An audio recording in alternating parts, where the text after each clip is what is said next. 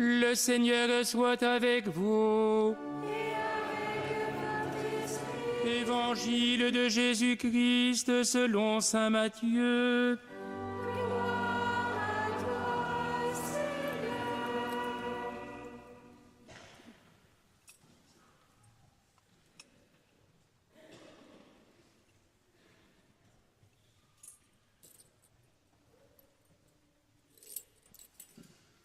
Voici comment fut engendré Jésus-Christ. Marie, sa mère, avait été accordée en mariage à Joseph. Avant qu'ils aient habité ensemble, elle fut enceinte par l'action de l'Esprit Saint. Joseph, son époux, qui était un homme juste, ne voulait pas la dénoncer publiquement, décida de la renvoyer en secret. Comme il avait formé ce projet, voici que l'ange du Seigneur lui apparut en songe et lui dit : « Joseph, fils de David, ne crains pas de prendre chez toi Marie, ton épouse, puisque l'enfant qui est engendré en elle vient de l'Esprit Saint. Elle enfantera un fils, et tu lui donneras le nom de Jésus, c'est-à-dire le Seigneur sauve, car c'est lui qui sauvera son peuple de ses péchés. Tout cela est arrivé pour que soit accomplie la parole du Seigneur prononcée par le prophète. Voici que la Vierge concevra, et elle enfantera un fils. On lui donnera le nom d'Emmanuel, qui se traduit Dieu avec nous. Quand Joseph se réveilla, il fit ce que l'ange du Seigneur lui avait prescrit. Il prit chez lui son épouse. Acclamons la parole de Dieu. Louange à toi, Seigneur Jésus. Les plus jeunes regagnent la sacristie. Et nous nous mettons ensemble à l'écoute de cette parole qui nous est donnée en ce dernier dimanche de l'Avent. Puisque nous sommes dans l'année A, c'est l'Évangile selon saint Matthieu que nous entendons. Et par conséquent, nous entendons un texte que peut-être nous avons peu l'occasion de méditer, celui de l'annonciation faite à Joseph. L'annonciation, nous la connaissons évidemment dans l'Évangile de Luc, lorsque l'ange Gabriel vient visiter la Vierge Marie. Mais comme nous le constatons à travers cet évangile de Matthieu, il n'y a pas que Marie qui a été visitée, Joseph l'a été lui aussi. Je voudrais dire d'abord que le fait qu'il y ait ces deux annonces, celle à Marie dans l'évangile de Luc, celle à Joseph dans l'évangile de saint Matthieu, concourt à la véracité des faits. Il y a deux sources différentes. Nous savons bien ces temps-ci combien les informations arrivant de certaines villes du Moyen-Orient sont un peu compliquées. Et surtout lorsqu'il n'y a qu'une seule source, ce qui fut un peu le cas jusqu'à une période récente, il est évident qu'on ne sait pas très bien ce qui se passe à Alep. Quand il y a deux sources d'information, évidemment, cela confirme, cela fortifie le fait. Et la manière dont l'annonce faite à Joseph se déroule est d'autant plus intéressante qu'elle nous révèle l'état d'esprit de Joseph. C'est là-dessus que je voudrais prendre un peu de temps pour vous permettre d'entrer dans le cœur de l'attitude profonde de saint Joseph. Il m'est arrivé d'entendre de la part de gens, de fidèles ou même de prêtres, que Joseph avait un instant douté de Marie. Et c'est la raison pour laquelle il avait décidé de la dénoncer, non pas publiquement, mais de la renvoyer en secret. Frères et sœurs, je voudrais qu'une bonne fois pour toutes, vous chassiez cette interprétation absurde de l'Évangile. Joseph n'a pas douté. Joseph n'a pas été inquiet par rapport à la Vierge Marie. Pour une raison simple, c'est qu'on nous dit que Joseph est un homme juste, c'est-à-dire un homme qui pratique la loi. Et selon la loi, nous le savons, une femme adultère doit être lapidée, nous le savons bien dans d'autres passages de l'Évangile. Et donc, Joseph n'a pas douté de Marie. Alors vous allez me dire, oui, mais enfin père, regardez ce que dit le texte. Il a quand même décidé de la dénoncer, pas publiquement, mais de la renvoyer. Eh bien, c'est justement l'interprétation de ces deux versets qui donne la clé de compréhension profonde de l'attitude de Joseph. Quand Joseph dit qu'il ne voulait pas la dénoncer publiquement, ce n'est pas parce que Joseph se dérobe et que tout à coup, il se dit « Oh ben non, ma femme va quand même pas être lapidée ». Si Joseph décide de ne pas la dénoncer publiquement, c'est que Marie ne mérite pas d'être dénoncée publiquement. Marie porte cet enfant qui est conçu par l'Esprit Saint. C'est Joseph qui l'a accueilli, cette nouvelle, puisque comment voulez-vous que Joseph soit au courant de la maternité de Marie, sinon parce que la Vierge Marie, lui, elle-même, a parlé à Joseph. Prenons le temps d'imaginer un tout petit peu la rencontre de Marie après l'Annonciation, quand elle parle à Joseph, celui à qui elle est promise comme épouse. Pensez-vous que Marie cache quelque chose à Joseph? Ça serait mal parti pour la relation. Et croyez-vous que Joseph remette en cause la parole de Marie? Mais comment pourrait-il après construire une relation durable, stable, si tout commence par un malentendu, pour le dire, assez dramatique? Donc la Vierge Marie a bien dit à Joseph ce qui lui était arrivé, qu'elle avait reçu la visite de l'archange, qu'elle avait conçu de l'Esprit Saint. Et Joseph reçoit cette parole avec humilité, mais dans la vérité. Et si Joseph décide de renvoyer Marie, ce n'est pas parce qu'il la méprise. Comment voulez-vous que Joseph puisse mépriser Marie? C'est parce que Joseph a conscience que Marie porte le Messie. Joseph est un homme juste. Il scrute l'Écriture. Il sait très bien qu'on attend la venue du Messie.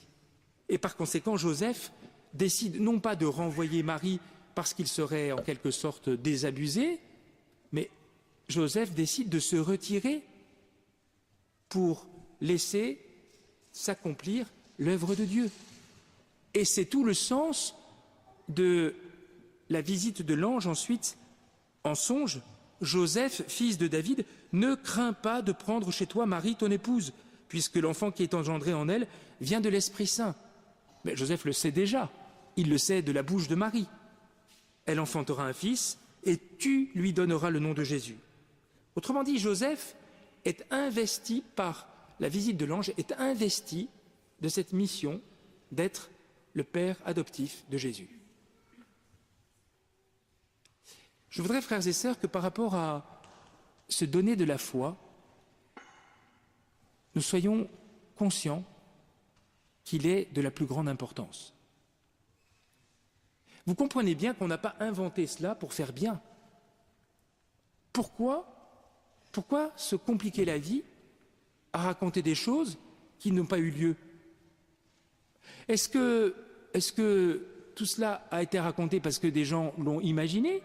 Ou bien est-ce que tout cela a été raconté parce que ça a eu vraiment lieu?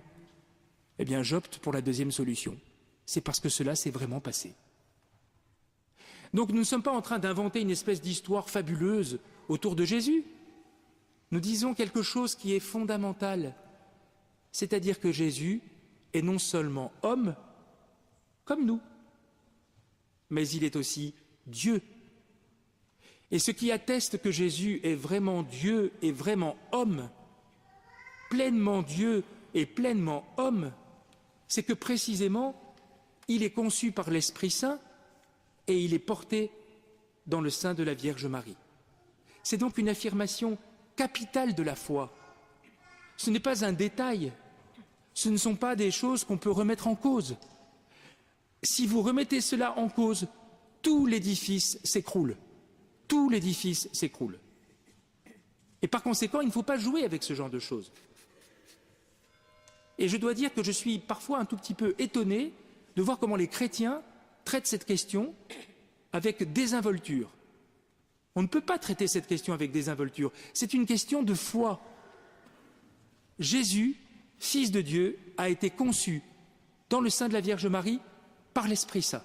Joseph n'est pas le père de Jésus.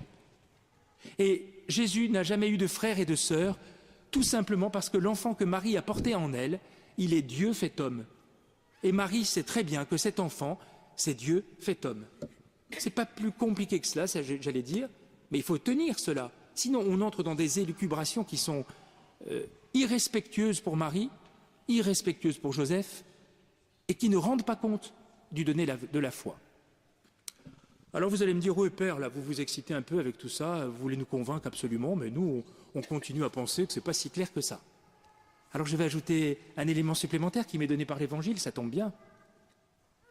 Vous avez entendu ce que dit l'ange?